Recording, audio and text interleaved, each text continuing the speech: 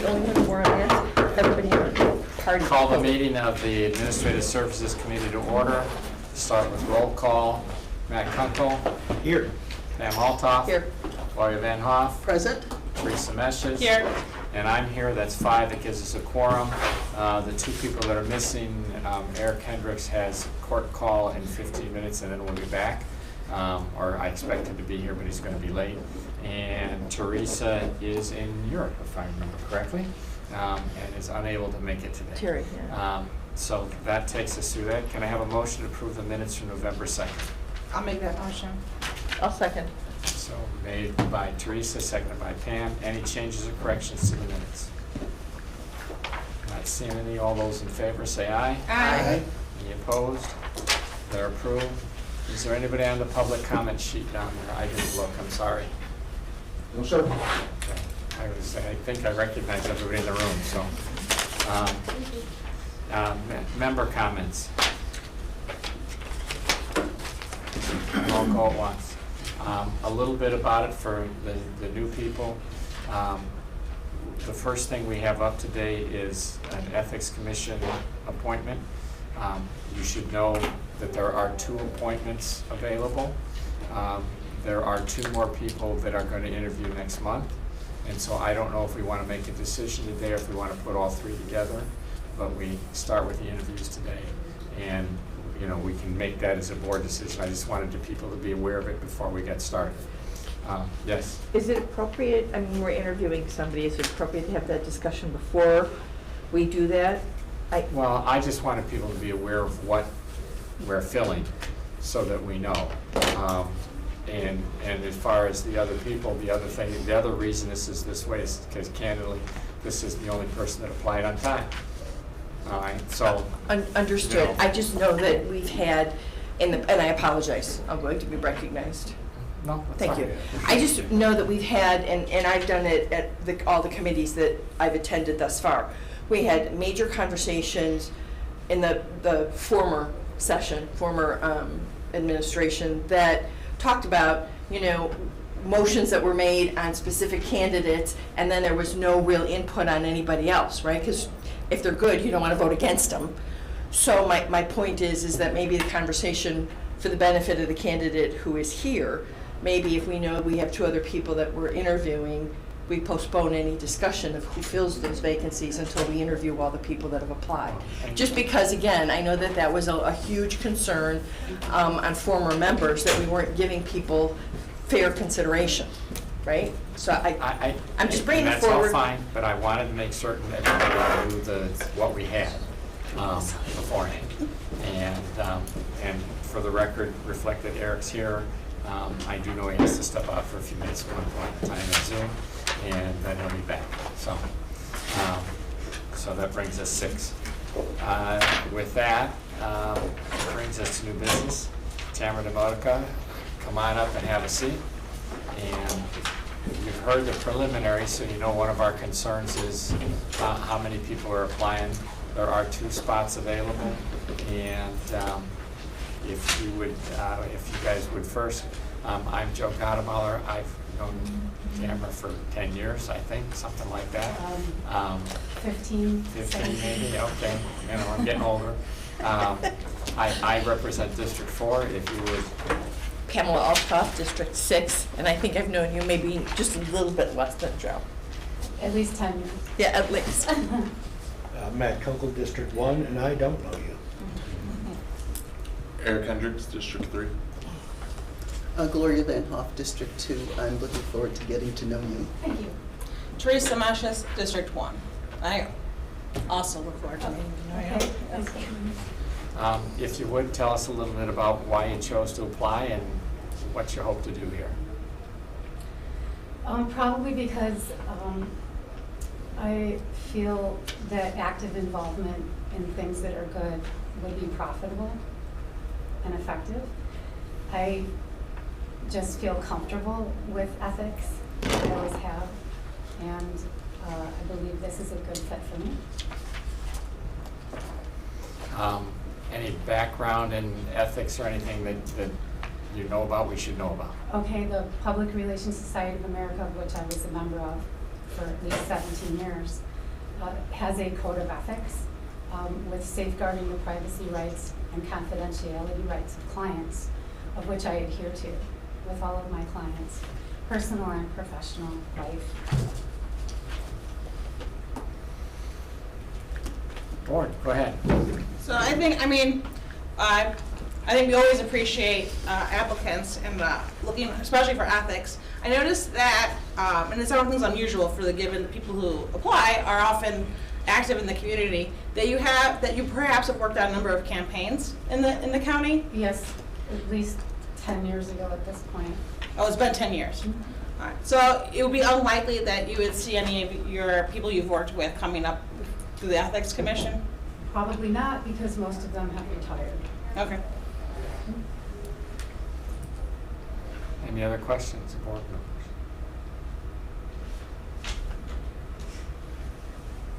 Okay, well, anything else you'd like to say to us? Let's see. I would very much like the opportunity to do this. I feel I would do a very good job for you and for the county. People who know me professionally and personally could attest to the fact that I am ethical in everything that I do. And that's my statement. You've got two Now you hands cued raised me, after now that. you cued me. So Tamara, tell us how much you know about the Ethics Commission here at the county, what their mission is, what they've done in the past, you know, all of those things. Tell me how much you know. Not as much as I couldn't find on the internet. So if you would like to educate me on that, I would very much appreciate that. But I couldn't find anything of your past. What is it you do now? I'm a consultant. I'm a public relations and marketing consultant. But recently, I am a substitute teacher for the Woodstock Community Unit School District and for the Marengo School Unit District, and which requires a background check and a college degree. So I have been doing both, but I've been mostly substitute teaching. Okay. Any other questions? I guess I have a dumb one. Sure. Don't when we indicate vacancies, don't we put some information on the website with regard to the mission or the purpose of? Yeah, defer to Kathy. There's an ethics page on the website that has all about the Ethics Commission, along with the members and policies and procedures and the ordinance. Okay, thank you, that's all. I can send you that link, Tamara. Please do. Sure. Yes. I'll do it right I now. couldn't find it.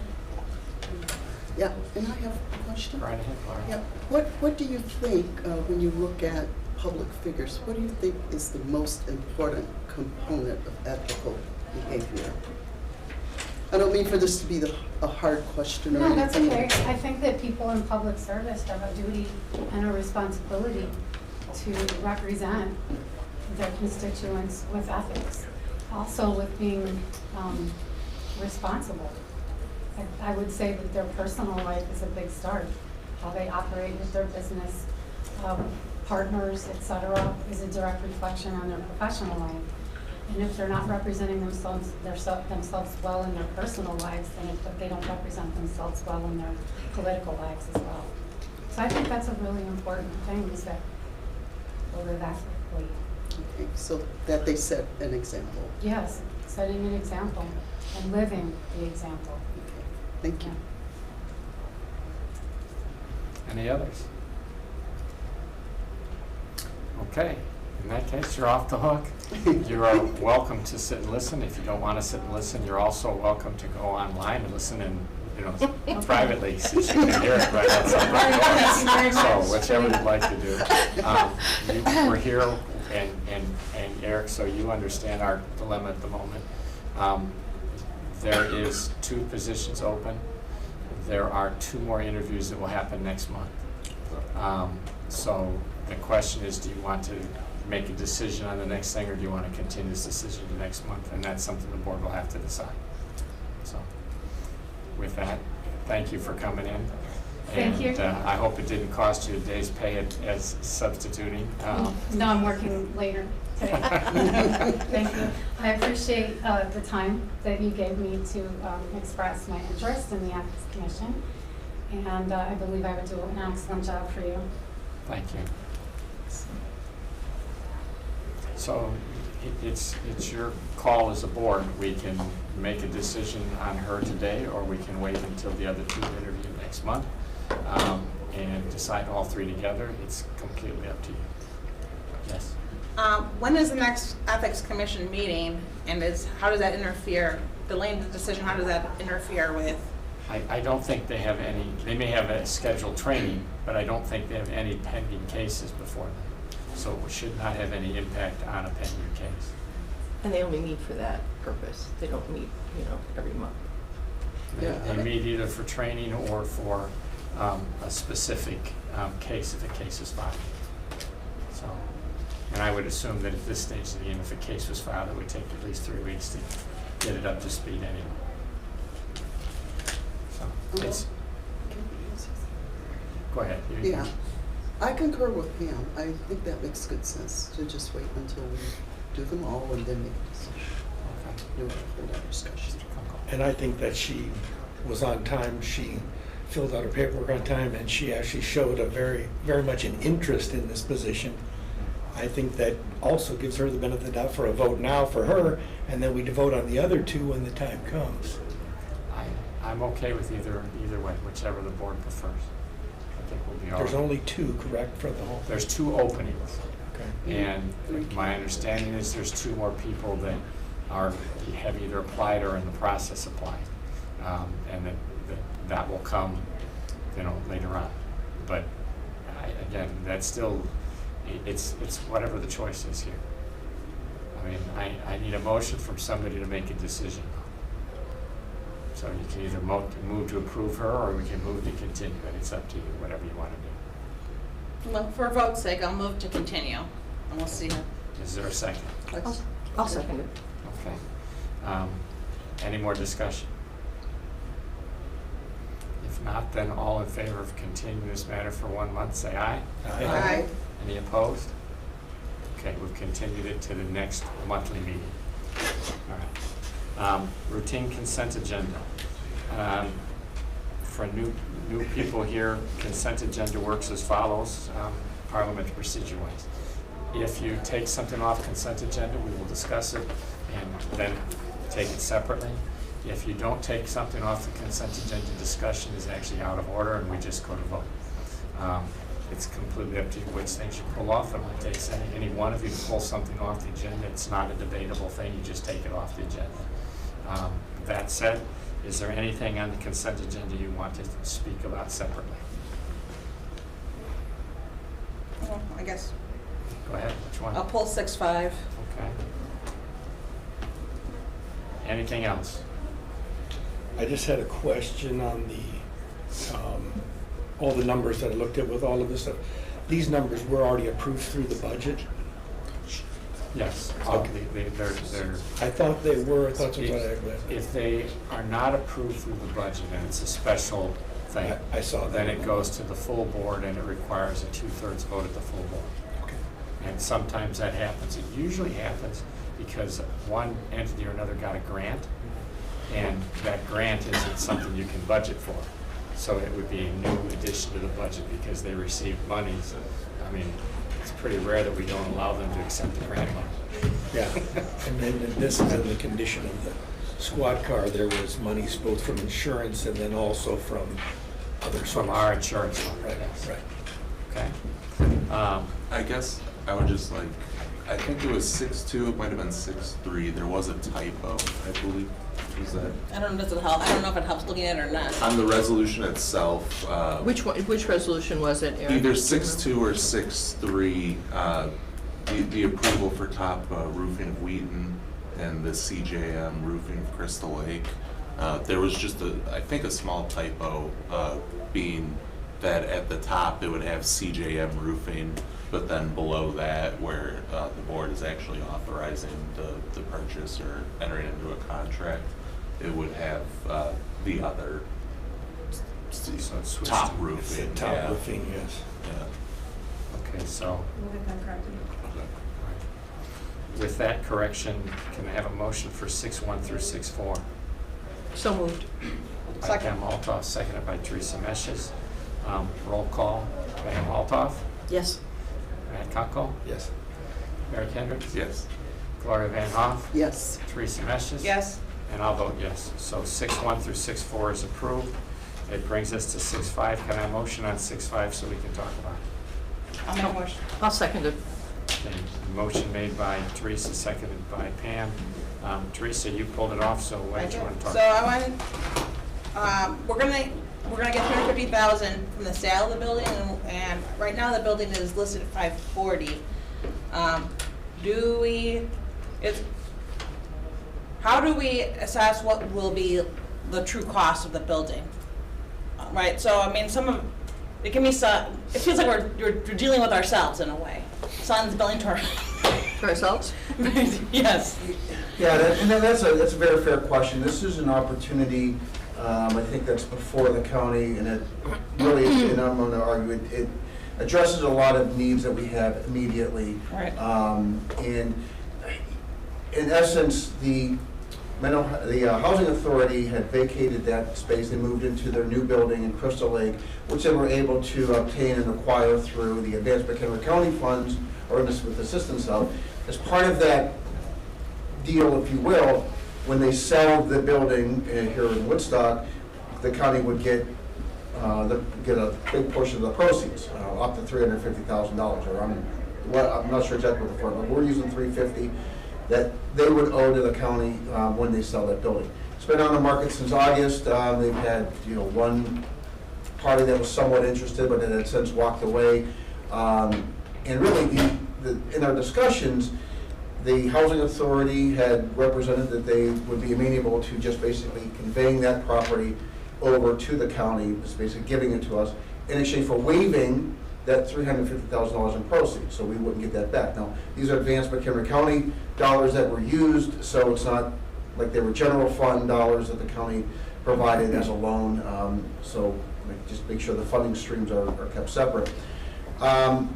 When you say the true cost of the building, yeah, it's an older building. I'm going to say it's in fair condition. As represented, we were not aware of any significant issues with the mechanical or anything. There's little, like any building would have, there's little things that need to be done. The roof, it's a metal roof, but if you look at the picture, you see that, there's some rusting. So at some point in time, when you own a building, you're going to have to make an investment. So it's not, like too good to be true that we're going to get this building, it's going to cost us zero. There's going to be costs for utilities, there's going to be costs for routine maintenance, working with facilities. They expressed a concern on just the additional burden that's going to place on their team, which is already stretched thin enough.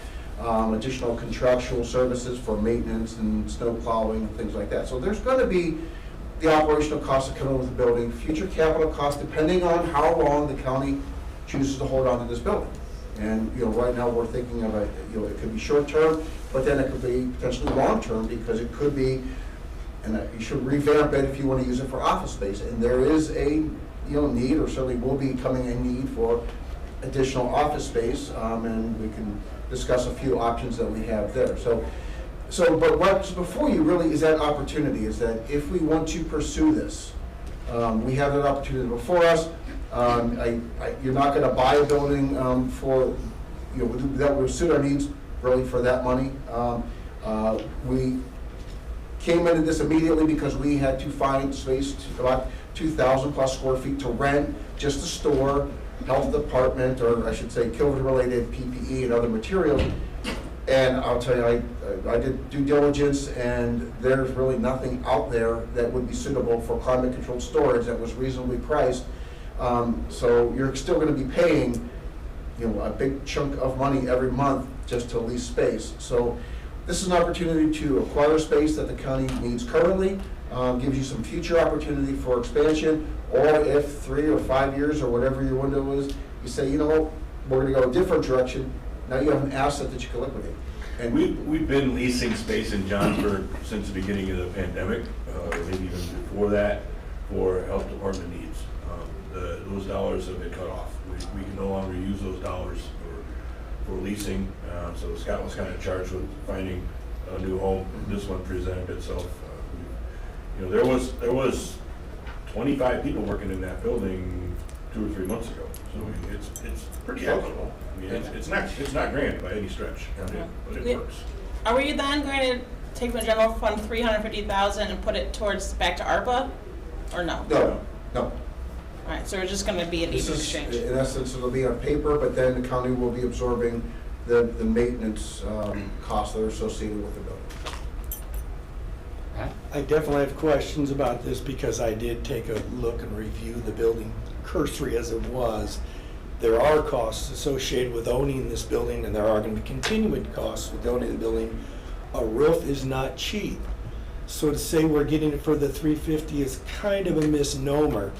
We're looking at another 100,000 plus for this roof in that same short term. And even if we try to unload the building, as we say, in 4 or 5 years, that cost will have to be met or given back to the buyer because they're not going to buy it with the roof in present condition.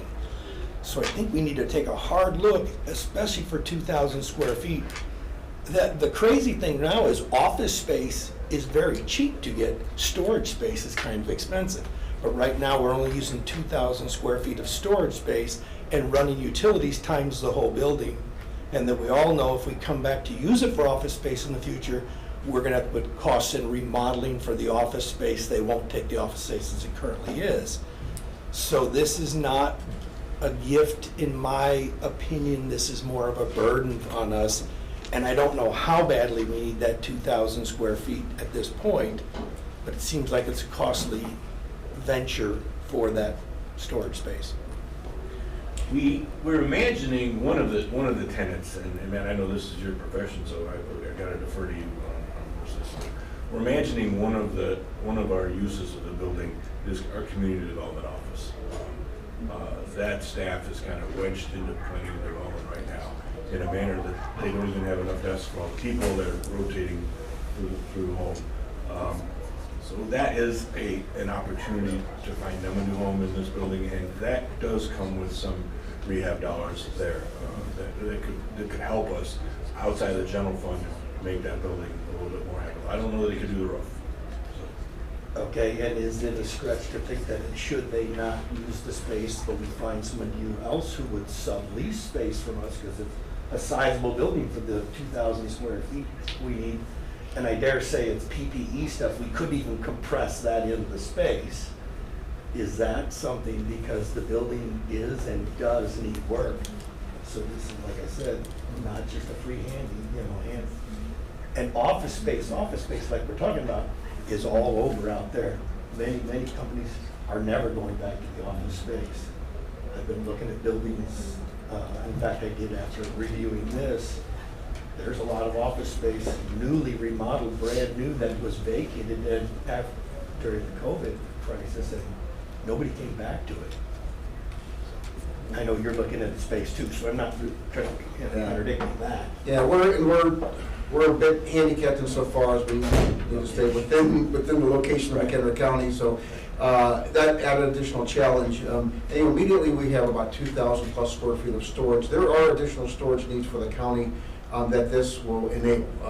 Right now we've got, this checks an immediate need, but there are other needs that are standing right behind it, and it gives a lot of. This past summer, the county clerk was desperately looking for climate-controlled space to buy all the paper for ballots because they were in short supply anyway. He was able to get his hands on enough for a couple of elections, but he could only do so if he had a place to put them. This would have. Is this something, to get a better measure of this, that we could do, and I'm not even looking for a phase 1 study, do a cursory overview, maybe in-house with our maintenance, to take an overview of the building and get an approximate idea of what kind of cost, at least short-term, we're looking at to use the space. Yeah, and I think that's fair. In fact, I've asked our director of facilities to contact our architect, Wold Consulting, to really look at that, to do an initial review of the systems in the building, just so we know what we get. I'm going to say not necessarily buyer beware, because we're not necessarily buying it, but Mr. Henkel, to your point, yeah, there is a cost, and we can't overlook the fact that when you get something, there's going to be that cost. Correct. Whether it's a future capital cost, and rather understand what that is. I think though that when we look at it, you know, whether we buy space or lease space, there's gonna be a cost no matter which way you cut it.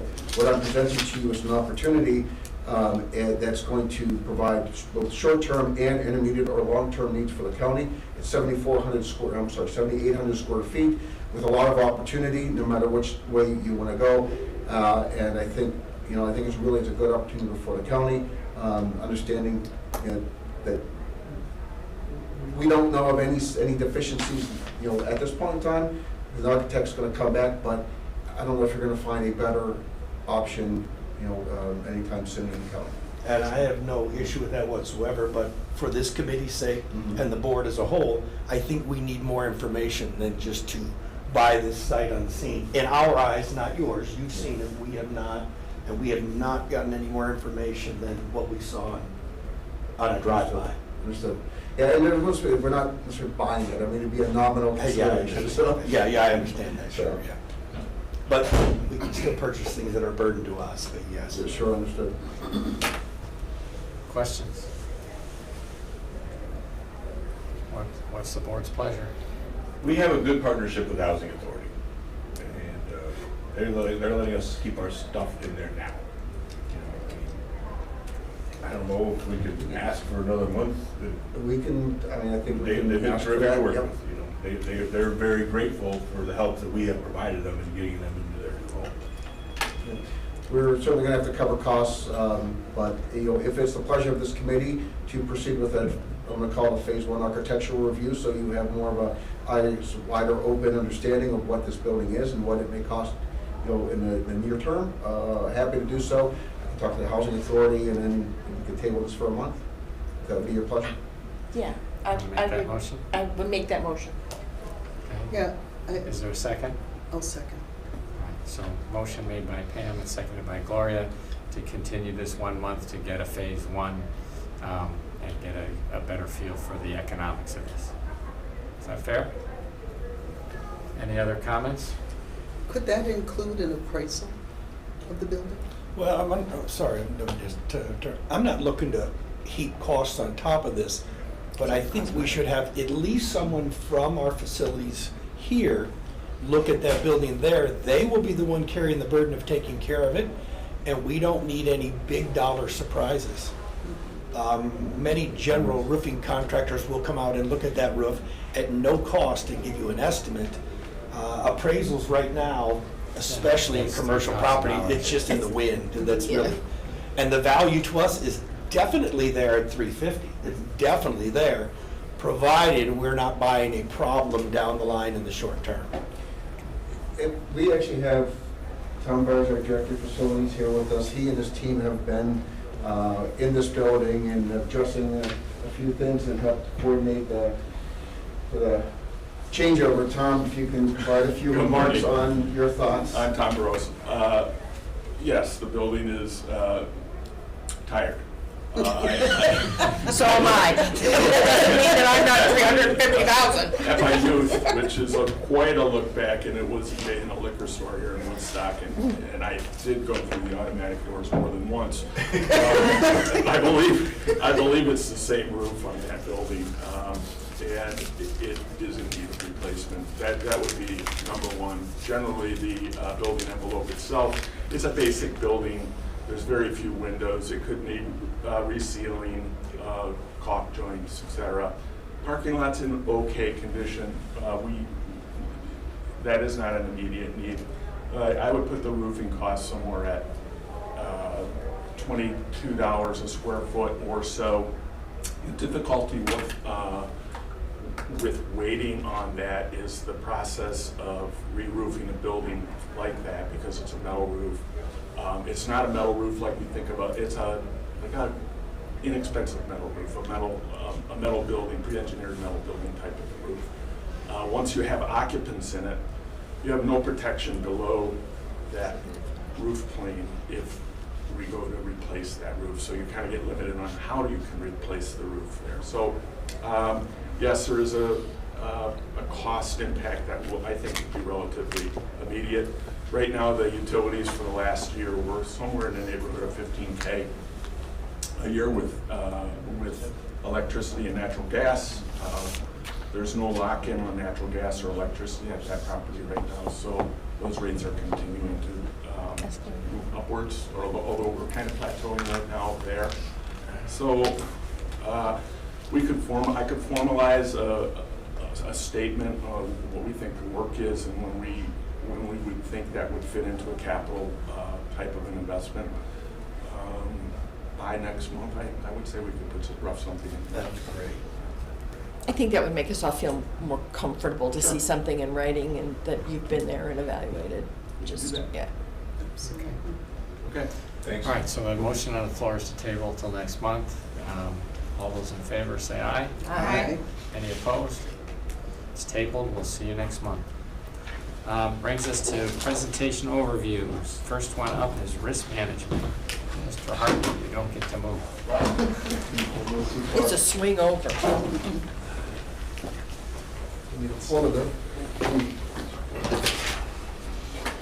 So as you guys know, as you're going through committees now, everybody's doing kind of their introduction to the departments.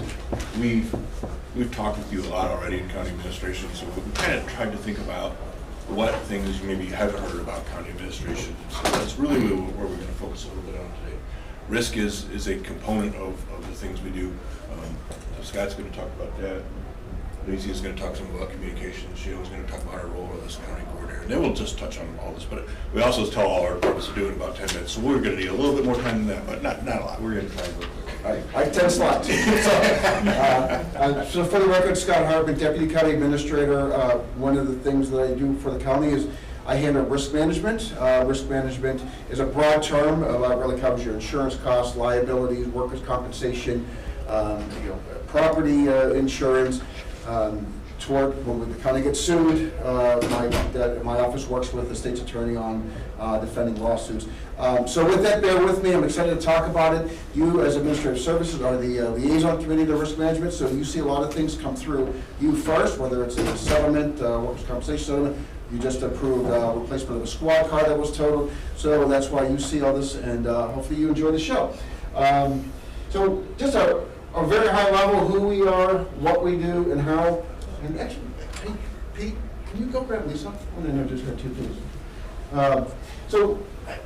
There's a statute called Local Government and Governmental Employees Toward Immunity Act, 745 ILCS 10/. And that actually establishes really the risk management program that provides what's called toward immunity to local governments based on certain conditions. So it's a level of protection. But under this act, it also enables the county to levy a property tax specifically to cover risk management. And we'll talk about the tort fund and its other names. But that's a funding stream that you are enabled through legislation to levy.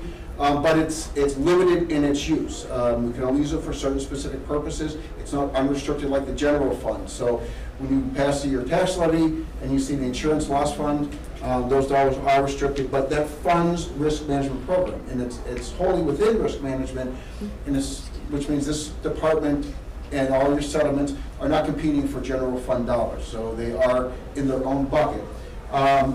Risk management is an internal service provider and a resource to the county and its departments in a variety of different ways.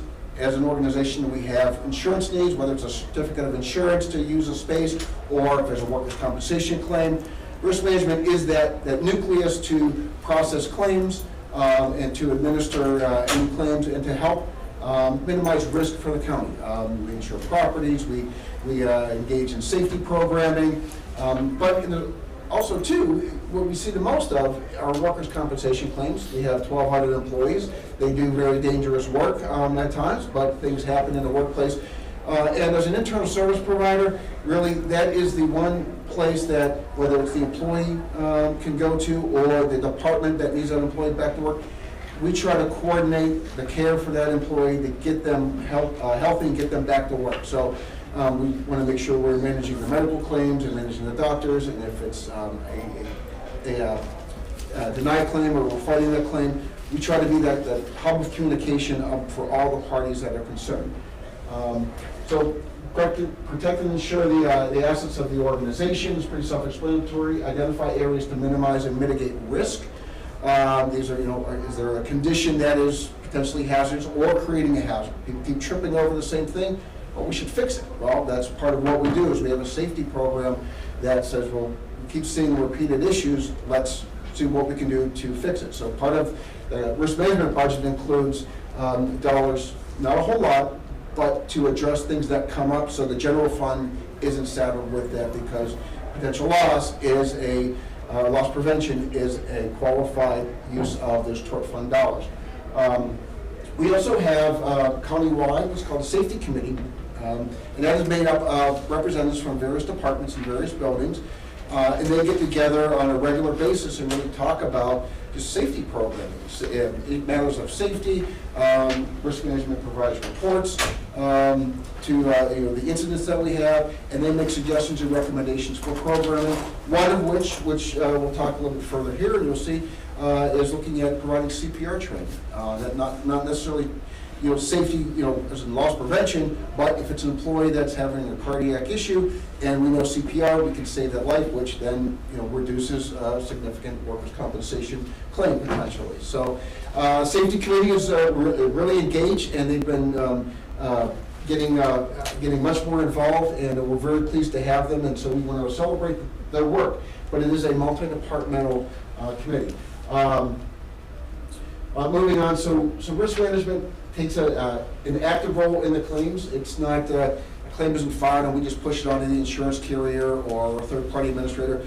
We're really engaged in it. We're engaged in, as I mentioned, just being that center of communication to all those concerned, so we keep things managed. Risk management also works with their state's attorney's office, because they provide a lot of their defense in-house, which, under that model saves the county considerable dollars in attorney's fees. No offense to the attorneys in the room, but that there's a way that you can see just the financials, how it significantly drops down because of the change of philosophy in the state's attorney's office several years ago. I like to refer to our program as a hybrid program. We're self-insured up to a certain level, and then we have what are called stop-loss policies or excess policies. And we can talk a little bit more on that. But anytime a claim is filed, those costs are initially absorbed by the county. As I mentioned, with the state's attorney providing that defense in-house, that helps really keep the county's costs low. And it's really called the Insurance Loss Fund. It's Fund 203. As I mentioned, it is a separate fund than the general fund or any other fund. So it's not competing with other dollars. It's funded largely through property taxes. There are other funds that come into it through what we call chargebacks. They're Valley High and DOT. They are actually billed for their true cost of insurance.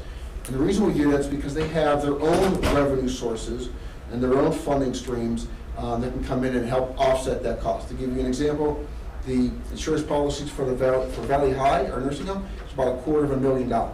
So the general fund or the tort fund doesn't absorb those dollars. Valley High, since they have a revenue stream and they're an enterprise, like a business, then they fund those costs. They offset their own costs. The organization is pretty small. Deputy County Administrator heads it. Under here we have our risk manager. She's not, okay, she's in her office. Lisa Shamhart, who's in the office next to me, is the risk manager. She is really the integral part to handling the claims, and especially workers' compensation. She has a tremendous background, very seasoned workers' compensation manager. We're pleased to have her. Administrative coordinator, which is Kathy. So Kathy provides assistance to risk management as well, like processing the bills. One thing that Kathy does, and this is a good cost saving, is what's called repricing. So anytime we get a bill from a medical provider, it has all the procedures and then all the costs associated with it. Thousands and thousands of dollars for a medical bill. Well, under the Workers' Compensation Act, there's a fee schedule, and we say, no, you're not going to charge $1,000. The Workers' Compensation Act says you only get $200 for that procedure. So we reprice it in-house, and Kathy does all the repricing, and that way we can get the cost that's allowed by the Act, not to overpay, and we're not paying a third party to do that work for us that we can do in-house. And over the course of, I'm going to say, about 4 or 5 years of doing this in-house, we've saved tens of thousands of dollars.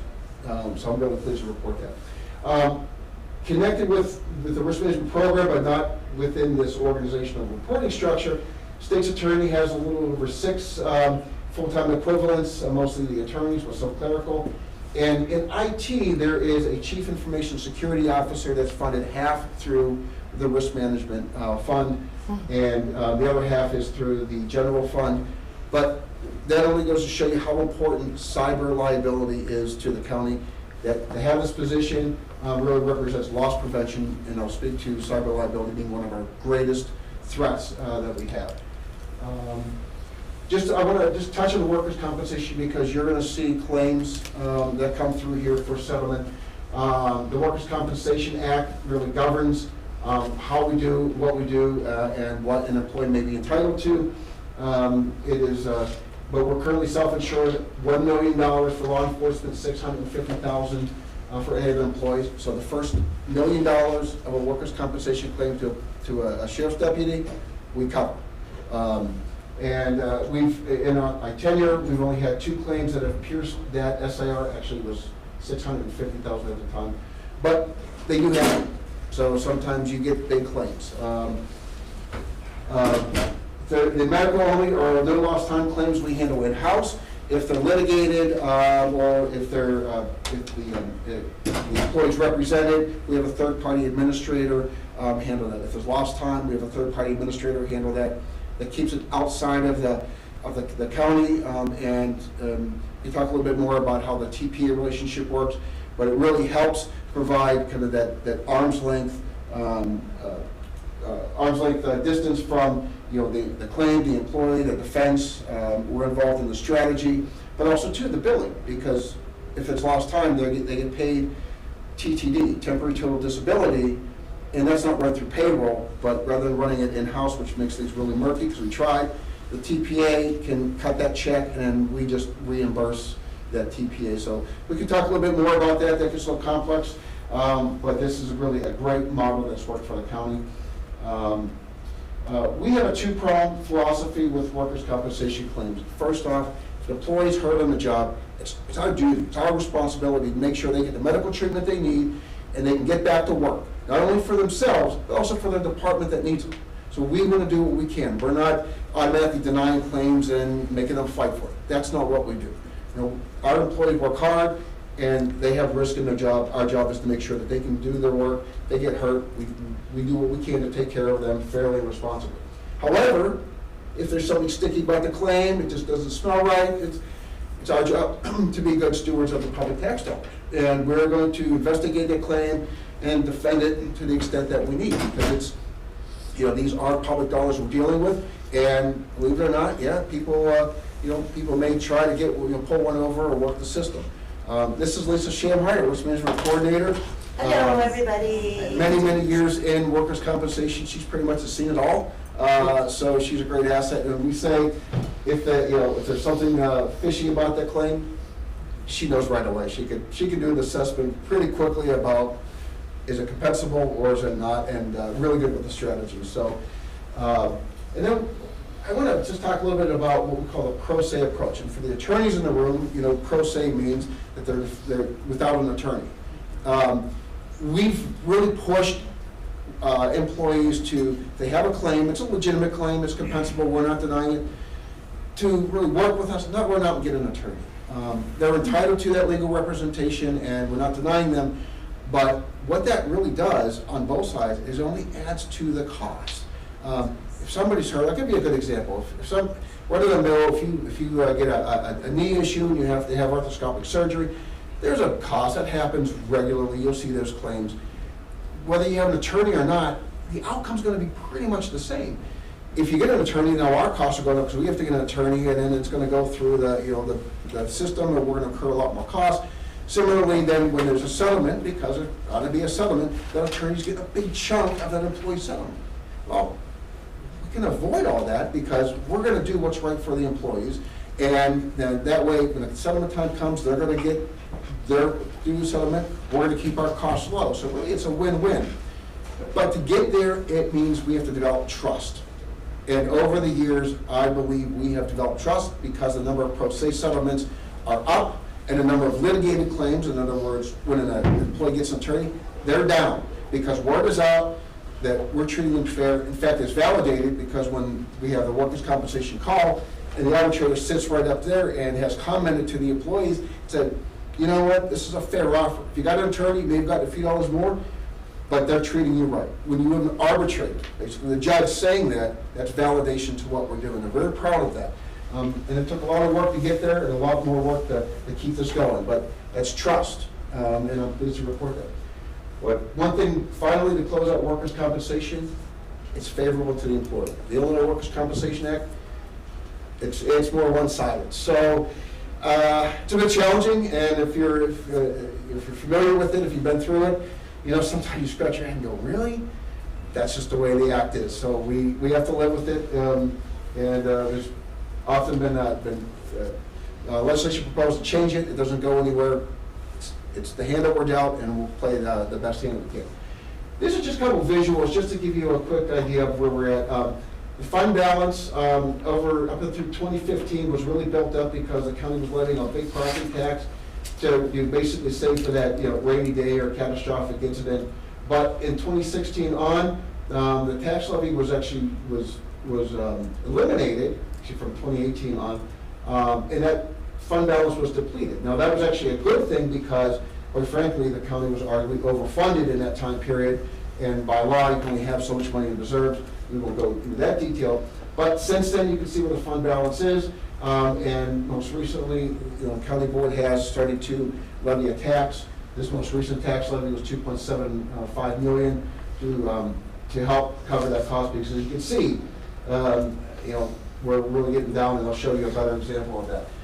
Just a quick snapshot of our losses. 2015, 2021, and last year, pretty big loss years for a variety of different reasons, but not any year, any given year is going to be different, and it's really hard to do any trends. We know a good 2 to 3 years out, kind of what a year may look like based on the claims, because it takes them a few years to mature and settle. But just to keep in mind, what happens one year doesn't mean that's going to happen in the next year. Our insurance costs, as you can see, are on the rise. This past year was the highest, 15.1% overall increase from last year, which was then the highest. We spend about a little over $1.4 million on insurance every year. Our pain points this year was excess policies. And if you run a business or excess insurance has gone through the roof, our traditional pain points of cyber liability and nursing home coverage actually were kind of subdued this year, so I was pleased to report that. Our budget, not much to report here, except for, I talked about the tax levy of $2.75 million. Our budget objectives are OSHA 10-hour safety course, CPR training, indoor air quality testing for all facilities. We're in a 5-year cycle, and we'll do some active assailant exercises for some of our buildings. You can see these are all safety related. Touched on that a little bit. There's our budget highlights and goals. And this is the final slide, just a few items to note and keep in mind. So the risk management budget also includes about $70,000 that we allocate to other departments for their safety-related needs. The sheriff's office, a lot of that is just in their body armor. So we pay for their body armor through risk management, so that way it's guaranteed that they're going to have it when they need it and replace it when they need to. Coroner's office, state's attorney's office, they incur costs, safety-related. State's attorneys more so in training, and those attorneys that represent risk management, their bar dues are paid for through risk management. There is settlement authority given to the Deputy County Administrator, and last week I thought you might have seen the settlement report that went out as a spreadsheet that I'd sent out. That is pursuant to the settlement authority that's granted, up to $15,000 for a workers' compensation claim, $25,000 for a tort. Cheryl Chuku's in our office. She also has settlement authority for grievances, and the whole point is a lot of things can be handled administratively, and some claims, rather than bringing it through the public process, it may not warrant that, and sometimes you may not want to have a roadmap. So this is a good tool, a good strategy to have, and it's been in place since 2015 and it works well. So when you see that report, that's really all we're doing is reporting out to you what we've settled with the authority that the county board gave to us. Cyber liability is our biggest threat.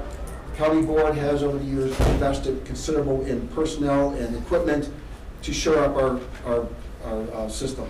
And if you read the paper, you see that hacks happen all the time, organizations get crippled. Here's my plea to you, don't stop that magic. Keep making the investment. When IT presents to you something that they need to protect the system, it's important. We're in a really good position, but every day that landscape changes. So I implore to you to keep that recognition and investment going into our cyber liability protection. And the final note, you're going to hear an insurance loss fund, tort fund, risk fund, insurance fund, loss fund. They're all the same fund.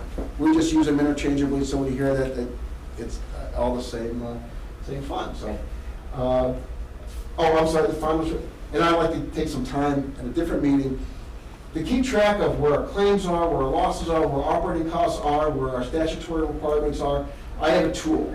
It's called a multivariable risk analysis tool, and it puts everything into a spreadsheet. And those who went to Valley High yesterday got to see the Valley High tool, right? This is the counterpart risk management. And really, the whole point of this is to tell our county administrator and our CFO how much tax levy do we need. And it puts into everything in a perspective. And it shows you based on using assumptions, based on known conditions, known costs, operating costs, projections, where we're going to be, where we're going to end up. This is the fund balance. As you can see, it really dropped down. And the whole point is, so the county administrator presents you with a tax levy, and there's the insurance loss fund in there. That's not something he said, maybe we need this. There is a methodology behind it. We could use more, but it's in the scheme of things, how much is needed. So then you as a county board can make your decision on the tax levy, knowing that it's got good sound information behind it. So love this tool. I can talk half hour on it at least. But next time. So that is risk management. That's what we do. It's how we do it. It's really important. And if you don't hear anything from us, that's a good thing, because that means things aren't happening. So with that, I open up to any questions. Not seeing any. You always can find Scott or Lisa right around the corner in that other office. So if you have one that comes up in the future, don't hesitate to bother them. Thank you. If you receive a settlement resolution, it's going to be very general. If you need information or have questions on that, we don't want to talk about that in public session because it is litigation. Call either Lisa or I. We can answer your questions. Happy to do so, to ensure you have the information and you understand why we're bringing out settlement for you. So, and a lot of times we will talk about things in closed session. So with that, thank you. Thank you, Scott. Lisa, you ready? Yes. Sorry, I wasn't even invited, I just wandered on up here, I apologize. Yeah, I didn't think we were going to have any trouble finding it.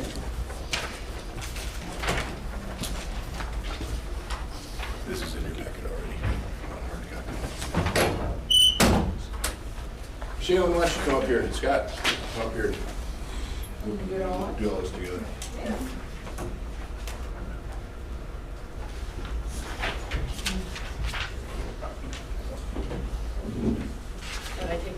Thanks, right.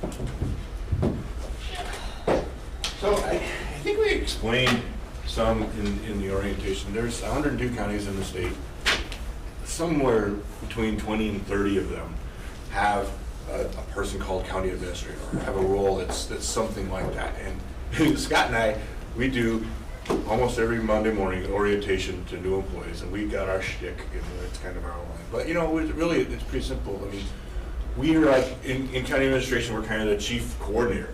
It's not so much about being supervisor, that there's an element to that, but it's really about coordinating this very disparate organization, or the stew, we call it, of 27 offices and departments. Some of them are elected, some of them report up through county administration, some report to appointed boards and commissions, but they all are kind of coordinated through our office, through the agenda structure, and through the budget. That's go back. We always use this line. These people are reporting up through here. These have appointed boards. These are elected officials. All tell them we got 18 county board members, one chairman. They set the policy. 1,200 people here carry it out, and it's really that simple. And it's that coordination that really is what we do in county administration. We do it as a flip. do the budget. You know, it is our job. There is an ordinance, a county administrator ordinance, and it says it's the role of the county administration office through our finance division to prepare that budget. That's a big job, but it really involves, measuring the needs. And I think that's where this organization has positioned county administration well to be in the middle of every budget discussion and every budget decision, because we have these competing needs. So that budget development is a really big deal. We have, our finance staff will be providing kind of a similar overview to the finance committee, so I don't want to belabor the point now, but you get it. Budget is everything. We have an absolute statutory obligation to provide sufficient budget to our elected offices, but the definition of what is sufficient is not an easy number to come up with. So that's where the push and pull comes from, and I think we've got a great relationship. I think Scott said trust a few times on his presentation, and we use trust a lot when we talk about budget. We tell those elected officials and those reporting up to the county administrators, don't ask for more than you need. If you run out, we're going to get you more. So we don't budget for the rainy day. We budget for what we truly think we're going to need. Risk. Did we do that already? But no, risk management is very much a component of county administration ties. And we got to appreciate Alicia. She made the slideshow last night, and I think you finished at 5:45 because we need something to email. So. But of course, another element that... This is later this week. So Scott, can you do it in 3 minutes? Strategic plan? Well, not much to say, actually. That isn't, no. You're going to hear a lot about it on Thursday, so how about we reserve that for Thursday? Okay, Yeah. good. We're rolling. That's great. I should have listened to. Yeah, you should. But another thing to remember in county administration is that our department provides meeting and agenda support. So the agendas that you have before you were all put together by Kathy Bow, who is sitting right over there. She rounds up all the different departments and all the different resolutions that are going to come on. She makes sure that they're all ready to go and that they are on the agenda and ready for you, so that you have everything that you need. Every document that's put out outside, everything, every copy that's printed, she keeps it, she catalogs it, she makes sure that it's ready to go. So it's a huge part of what we do every day.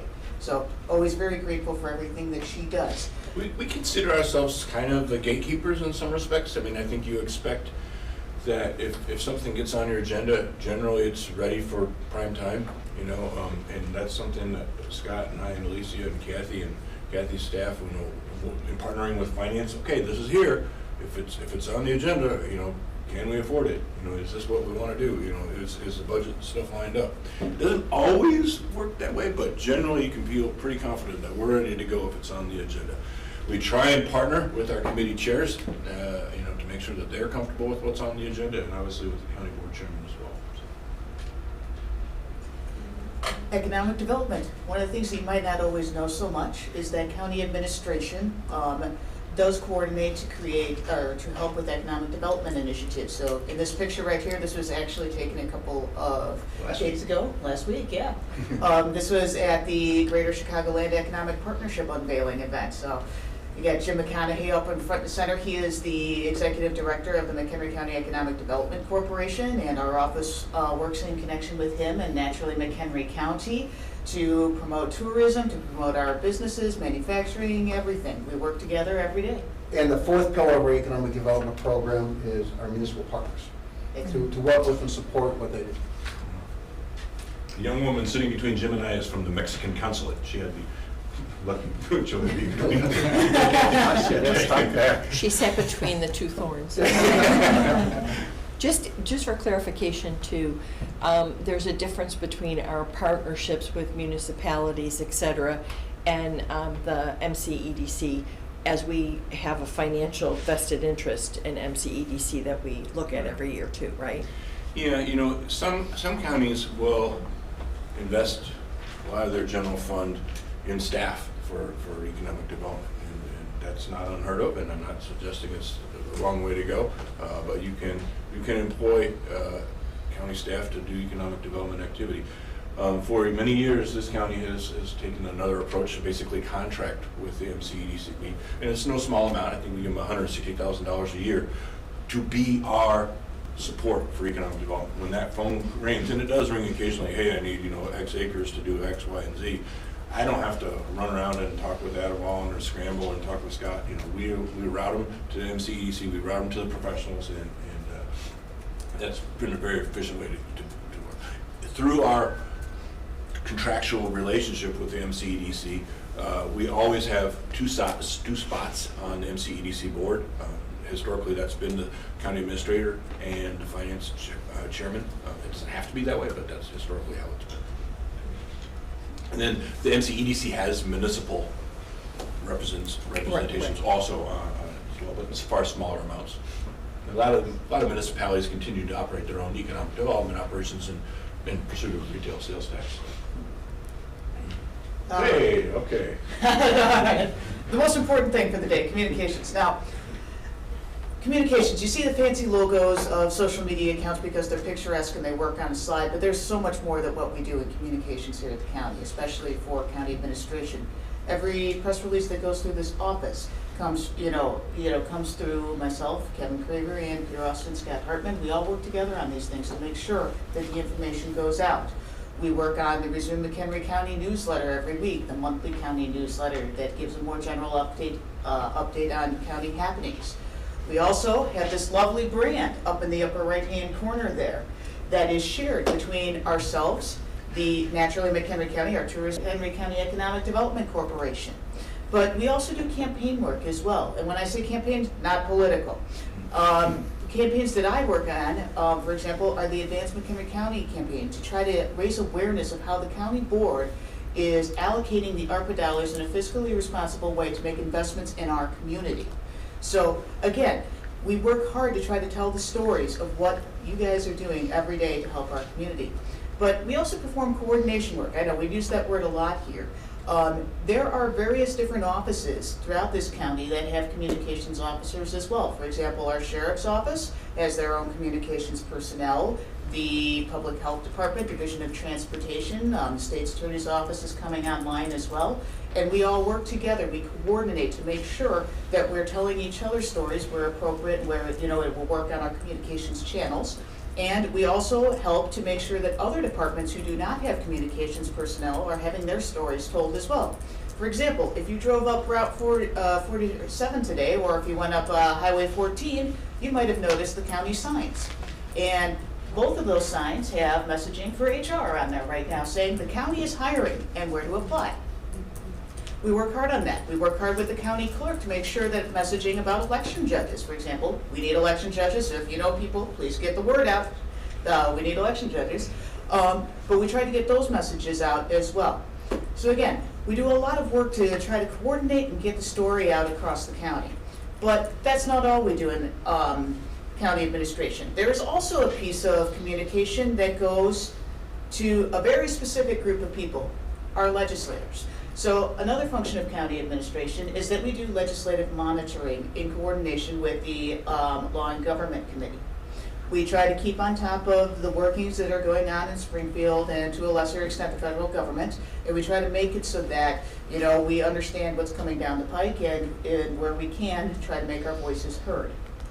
But we don't do this in a vacuum, because there is another great organization that helps us out every day, and that's the McHenry County Council of Governments, of whom Sheila Daigle is the executive director in addition to her role as the county coordinator. The McCog works very hard to try to get all the legislative interests of the municipalities heard and tries to and helps us understand what those needs are so that we can work together and try to make sure that we're stronger as a unit so that we can be heard.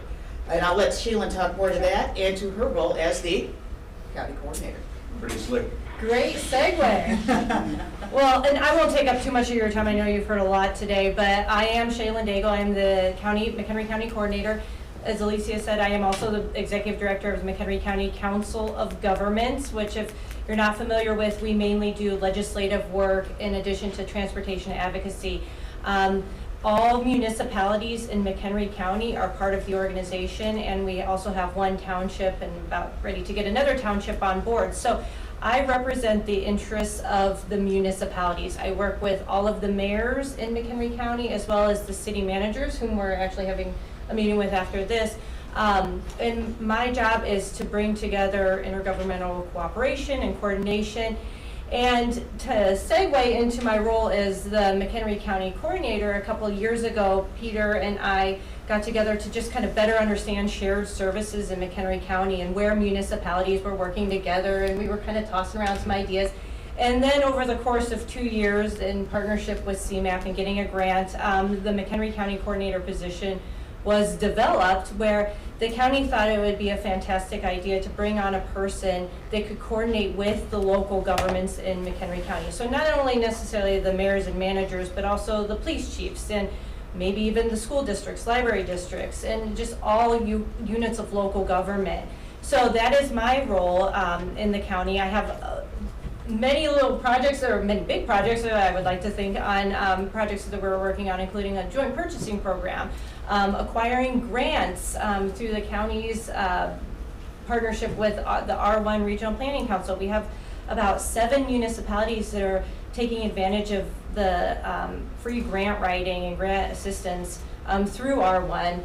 And just bringing together groups of individuals to help promote and expand and build upon the programs within the county. So we talked about Advance McHenry County. A lot of the municipalities are taking advantage of that program and really growing some of the projects in their community with the help of the county, which has been very beneficial. So Safety Act legislation, bringing together the police chiefs to better understand that legislation. And then just general collaboration. So I see Nicole's here. We're also working on a GIS consortium with Woodstock and Wonder Lake, and just kind of better understanding what the needs are out there, and working with the communities to help lower their costs as well, but also kind of bring together all the communities as well. So. Yeah, I'm proud of what we've done with the county coordinator position. We're just starting our 3rd year. We're learning as we go, but the bottom line is we've got somebody whose job it is every day to wake up and think, how can I make governments work together better, and force them to get together and talk, and that's what we're going to do today at 11:30. In this room, we're going to have a dozen city managers just kicking around a whole bunch of different ideas. And if you look at the picture in the background, it's the police social worker program, but Sheila did a great job of, you know, helping bring that all together. I just have a comment. You know, this has been around for a long time, and many other counties have COGs that they have put together. I think we're unique in the fact that we actually are extraordinarily effective. Unlike a lot of others who get together and just kind of talk and shoot things back and forth, and there's no substantive end result, you know, an outcome. I think that because we've had such great working relationships with everybody, we actually get a substantive outcome, something that's beneficial for all. So that is unique, I think. Well, if you look back at where COG really got its start and really got its push, you just go look at Route 31 and the bypass, because that's what created it. That's correct. That was the first thing that was actually coordinated. It only solved the problem that had been around for about 40 years. I mean, Better late than never, right? And that's, again, historically, that's when we talked about that each individual community was going down to Springfield begging for transportation dollars. And basically, the state of Illinois was looking and going, you guys can't get your acts together, we're not going to fund anybody. And it kind of was an outgrowth, and the end result was that project. I mean, we learned we needed to coordinate and work together to get something done and speak in one voice. So it was good. Yes, it was. Okay, questions for any of us on county administration? Anyone else? Standing in front of Nicole is going to talk a little bit about GIS, and Tom and Cheryl are going to come next month to talk a little bit about HR and facilities, right? So, Nicole, the floor is yours. And then that'll be our last department presentation today.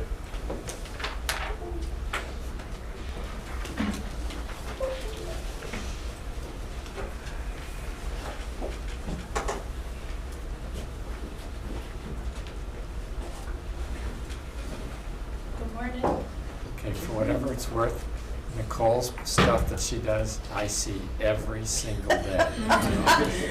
I use It's this good every stuff. day. Yeah. Even on days off, I use it. This is part of your fun. This is your recreation. It's because you like what you do. So, good morning, my name is Nicole Gattuso. I'm the Director of GIS, and today I have a brief presentation to to describe it, I describe what it is that we do. GIS stands for Geographic Information Systems. Our department has 6 full-time staff members. We create and maintain geographic information. They say about 90% of all information can be tied to a geolocation. And our department works with geographic data and allow other departments to utilize the technology to save time and resources and to do their functions more efficiently, as well as we work with other governmental agencies and the general public. So this is a diagram of all the departments that we integrate with, and I'll go through some examples of that in more detail. But also outside of the county, we work with fire districts, school districts, library districts on their GIS needs, as well as municipalities. So one of the main things we do is maintain all of the base data in the county. And we do this in conjunction with the assessment, county clerk, and recorder's office. So when a property is like a new subdivision comes in, or if a property is divided or combined geographically, it gets recorded in the recorder's office. It goes through the assessment department, and the last part, it actually gets mapped out on the map. So McHenry County has roughly 150,000 tax parcels, but our map maintains all the dimensions, parcel numbers, lot numbers, and this equates to over 2 million records. It's a lot of details that we maintain. And the way the public has access to the information, we have some interactive maps online that you can view the data. This is used quite a bit by the public, realtors, title companies, surveyors, home buyers, as well as other departments use it in their day-to-day functions. This is a screenshot of our property viewer, we call it Athena.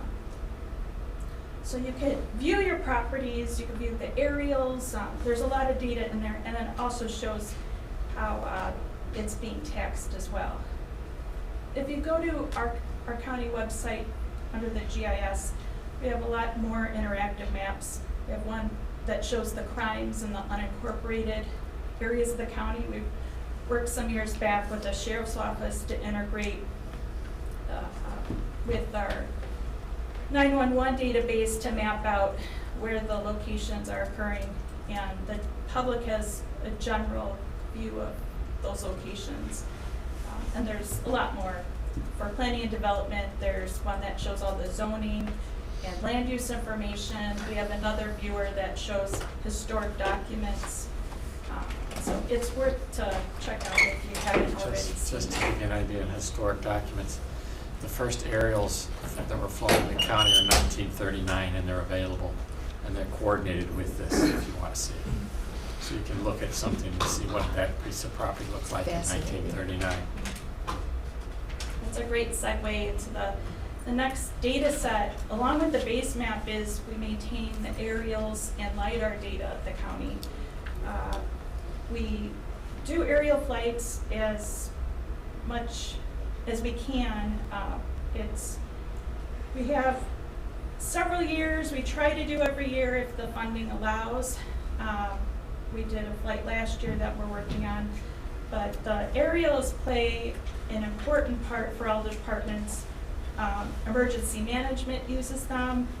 If we use it for parcel mapping, zoning, and land use.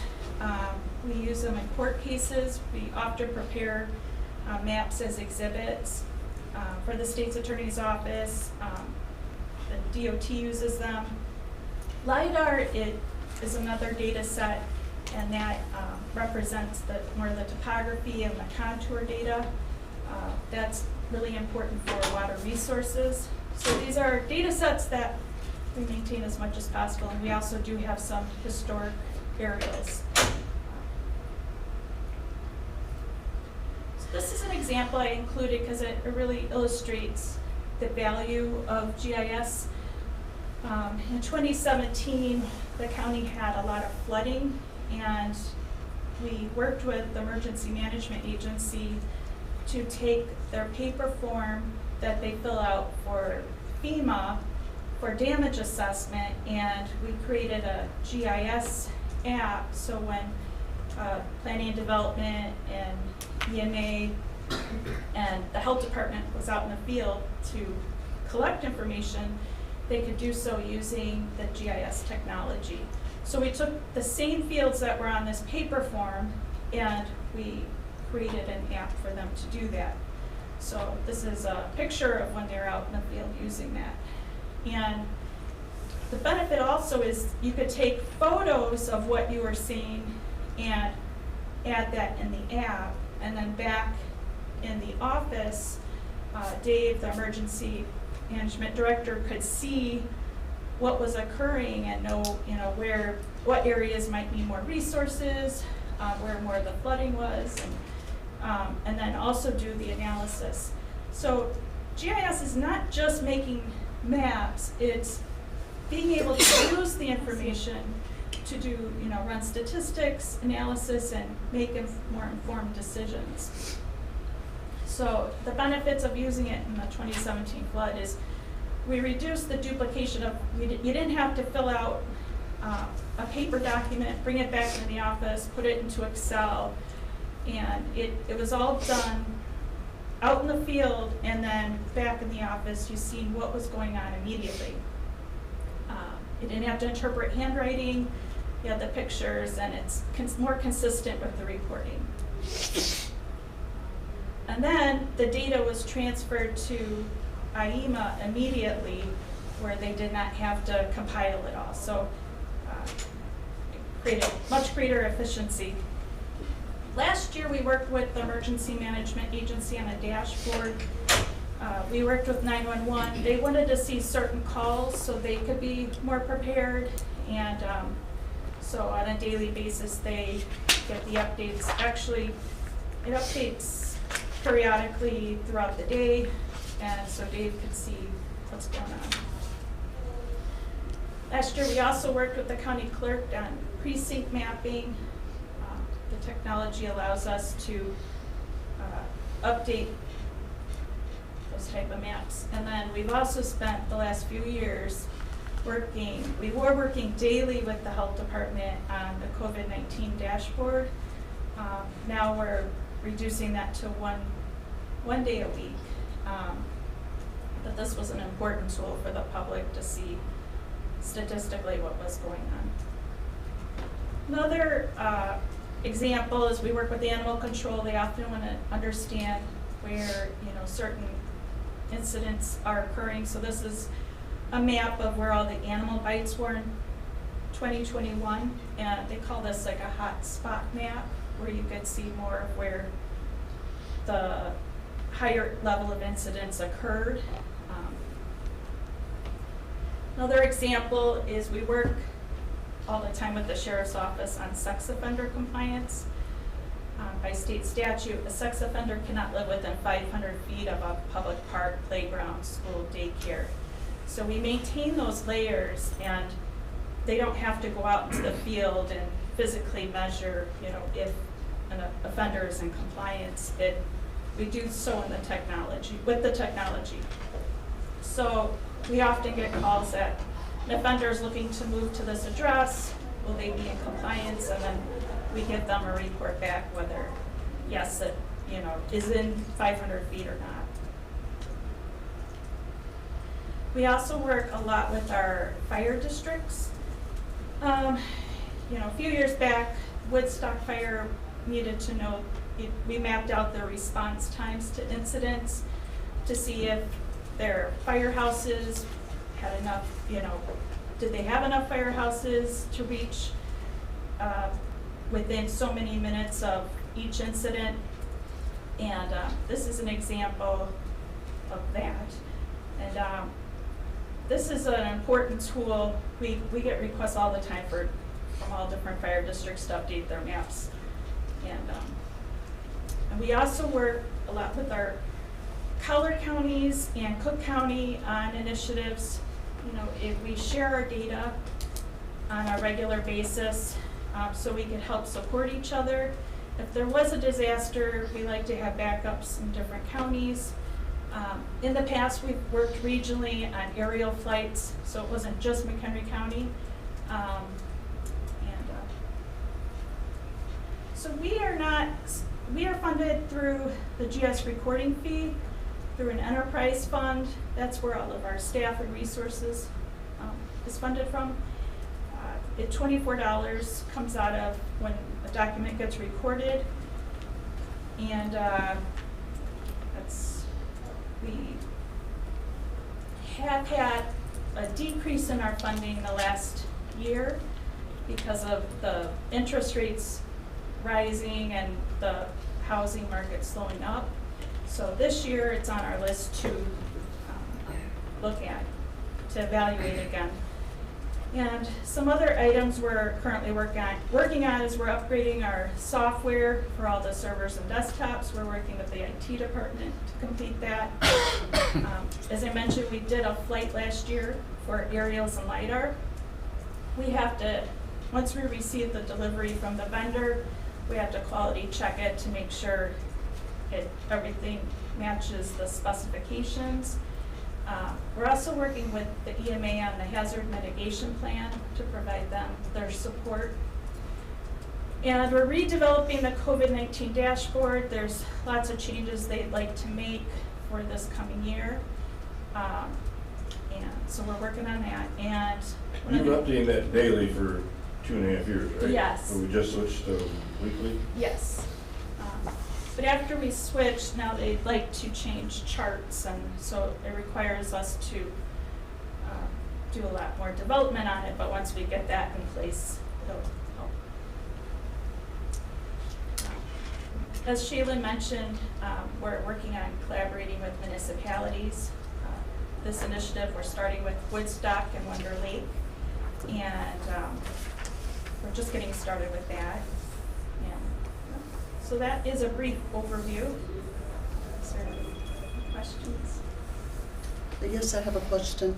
You mentioned that you were updating the COVID data weekly? Yes. No, they- Daily. Okay. I'm aware of that, so I just wanted to clarify. There's- You're giving weekly updates and not daily anymore? Yes. And why is that? It's just, we were doing it every day with the health department. It was a mutual discussion we had. They said they'd like to reduce it to weekly, but it does take a lot of resources to keep the dashboard up, at least. Okay, And because the reason I asked this question is because I worked in Lake County, during, the onset of COVID, and they were doing daily as soon as that got up and running, and they continued to do it.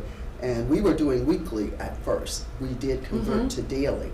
I really like that daily update, and I just would like to know what went into the decision to do it I don't know if weekly. Lake County's doing it daily anymore. They aren't. Well, they may not be.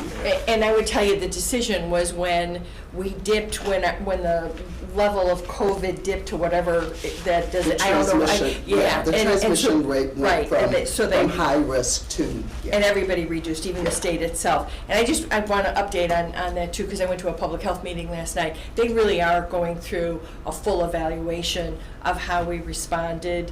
And so, again, limited resources, you can only do so much, but there's a whole evaluation going on how McHenry County responded with regard to the resources that they received from the state, as well as their limitations here, and we're going to get all of that data. And I think that there was a decision to kind of prioritize that as well. So if there is another pandemic, or if there is something else, we're prepared to not repeat the same delays or whatever it was. So I appreciate the fact that that may have been a resource decision as well. Well, yeah, and especially now that we're moving into more higher transmission rates out here, I think that really is something that we should look at.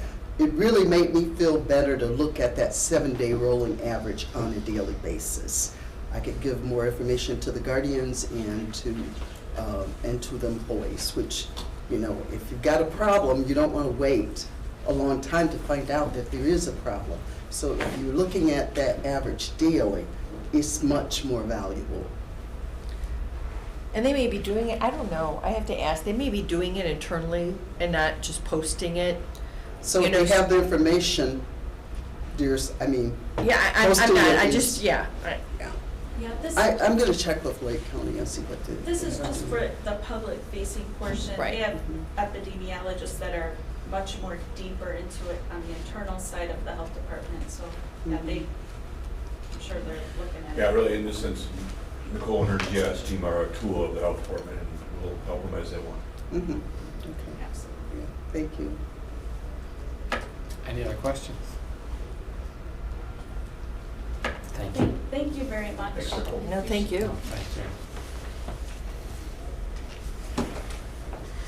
It's fun to look at how the river changed too. Just, I always find that fascinating when people talk, and I'm looking at you in particular, the flooding situations, it's how it's actually changed in its course over since 19 whatever to today. It's amazing. Like I say, I find it amazing. You think of areas that have lots of trees today. They didn't have any trees in 1939. They were all clear cut, we were farming. Yeah, yeah, that's true. So, anyway, okay. We have no old business. We have a flag policy that comes up for discussion and board rules that come up for discussion. Flag policy was a very hot item last May and last year. Candidly, the current flag policy is that if the board wants to put something, a flag up, and it passes the board, it gets put up. I don't know that we're going to change that, and I don't know that we need to change that. But what got mixed up with the lawsuit from the federal government, which we weren't in, but it happened out in Boston, was they had a pole on their property that they used to let whoever was having an event in that location put something up. And then they decided they didn't like a group to put up a flag, and that changed things. The Supreme Court said you can't pick based on the group in terms of, you know, if you have a public pole that everybody gets to use, everybody gets to use it. But your own polls, you still have control over. And we have that control by deciding whether or not we pass a resolution that says a flag should go up or shouldn't go up. I don't know that we need to do anything beyond that. However, when this was last up, it was continued to a future date. So here's our future date.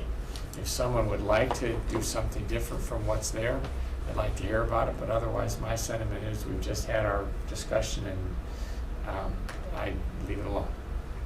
But go ahead. So, I mean, I go reading over our flag policy, and I believe this seems like this was the policy that we had tabled. I feel like it's just putting in writing what our policy has been. So, I like it as written. So, When you say you like it as written, you're talking about the Yes. policy? the policy that we see Yeah. on the agenda. So it has 5 conditions, or I don't know if we're gonna call them conditions, because they're really just definitions. The flagpole is intended is not a public forum. The flagpole constitutes government speech by the county, and that any flags flown on the county flagpoles are an expression of McHenry County government. I've refound it now, everyone has it, so. Mhm. From a legal perspective, does it protect the county more to have a policy in writing? I don't know that it makes any difference as long as we're following it. It doesn't hurt to have it there. I suppose it ends debate, but I don't think that it is going to make a big difference because we don't have a pole that we generally fly stuff from. That's the general public's, you know. The only way it gets on there is if, there's been a couple times when there's been pranks put up, but those don't really count. Years ago, somebody put, Green Bay? no, Henry Collins, Jim Collins' father was a Judge Collins, and he was a Michigan fan. And Wisconsin beat Michigan in a football game, and somebody put the Michigan M upside down on a flagpole. That caused a lot of consternation. To this day, I don't know who did it. I do know that he threatened to put anybody in contempt he could find that would fess up to it. But I don't think that's really public policy that we're worried about. I mean, and I'm sure that the sheriff at that time had a lot to do with that, but I've never found out which deputy. But other than that, the only time we've had another flag flown was when we had a board resolution fly. And, short of that, I don't see that changing much. But it's here to see if there's anything the board wants to do. Otherwise, I would let sleeping dogs lie at the moment. That's what I feel about it. I mean, we can come back to this. It's the language itself isn't vanishing. But if somebody wants to put a flag up, they're going to have to get the board to agree with it. Yes. Should we, so the public knows, what committee would a resolution for the flag go through? Administration or law and government? I think it could go through any group that wanted to put one on. But committee-wise, you can go through any committee. In general, what did it used to be? Probably this committee. Yeah. Actually, it didn't go, the only time we flew a flag, it didn't go through any committee. It came from the chairman's office. I would think that you could, I can I think envision. the policy would come through here. Through administration. Yeah. Because it's facilities, I mean, But if planning and environment development wanted to do something for Earth Day, they're probably not going to come through here. They're going to go through Earth Day. Yes, Scott. I would say the proclamations that you would adopt as a county board, the ceremonial document would be most likely the vehicle that would include, the ceremonial flag to be flown. So I don't think it'd be a resolution to any particular committee, just like proclamations typically don't not come through a committee. So your scenario is if whoever's doing the proclamation, those usually don't come through committees. Those usually go straight to the chairman of the board. That's how the last one got up. And I would say it's up to us to look to say, do we want to fly a flag? But then it's our decision. It's not the public's decision. And that was the difference in that case, was whose decision was it to put the flag up? And they were very concerned about, if the board wants to make a statement, the board's allowed to make a statement. But the board's not allowed to just decide what your statement's going to be or your statement's going to be. The board has to decide for themselves what their own statement's going to be. So remind me what the procedure was with the pride flag. The pride flag, the first time it came up because the chairman of the board put it on the agenda as part of the resolution to fly the flag. Okay. And it never went to any committee that I'm aware of. It certainly didn't go to any committee I sat on at the time, I can tell you. The board, the first two times it was up, I think it went through unanimously. The It third did. time. a little background, It did. I think the county had adopted a Pride Month proclamation for several years. The language said it was inserted that the flag will fly, for the balance of the month. That was the difference, and then it did fly between the third Tuesday of June and the end of June. But as I recall, a special meeting was called last time. The last time there was a special meeting called, because it wasn't, whatever, it became a mess. Okay, so we want to avoid a mess. That's why I'm asking this question now. And I think that's pretty much established as what we're doing. If you want to make it official, that's fine with me. If you want to let it sit for a while and see what happens, that's fine with me too. Whatever the board wants to do. But it was continued, for us to discuss it. So here we are.